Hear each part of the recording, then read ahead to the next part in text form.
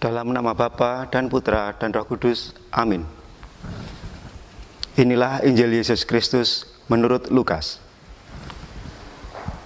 Sesungguhnya engkau akan menjadi bisu dan tidak dapat berkata-kata sampai kepada hari di mana semuanya ini terjadi, karena engkau tidak percaya akan perkataanku yang akan nyata kebenarannya pada waktunya.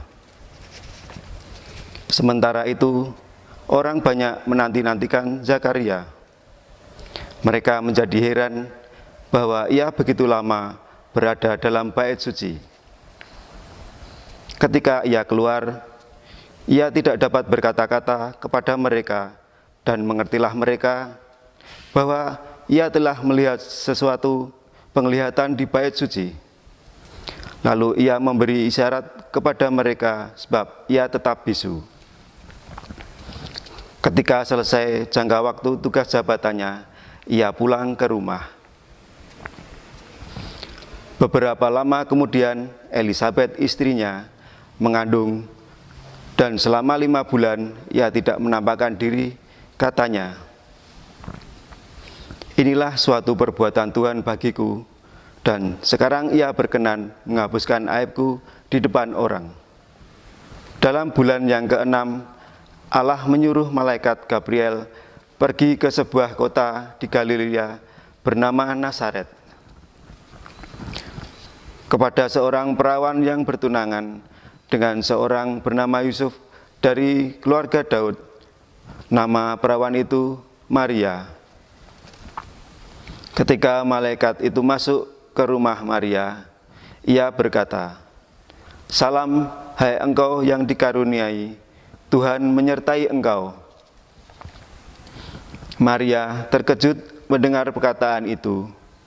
Lalu ia bertanya dalam hatinya, "Apakah arti salam itu?"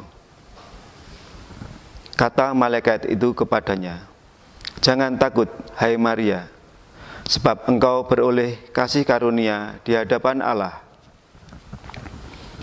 Sesungguhnya engkau akan mengandung dan akan melahirkan seorang anak laki-laki, dan hendaklah engkau menamai dia Yesus. Ia akan menjadi besar dan akan disebut Anak Allah yang Maha Tinggi, dan Tuhan Allah akan mengaruniakan kepadanya tahta Daud, bapa leluhurnya.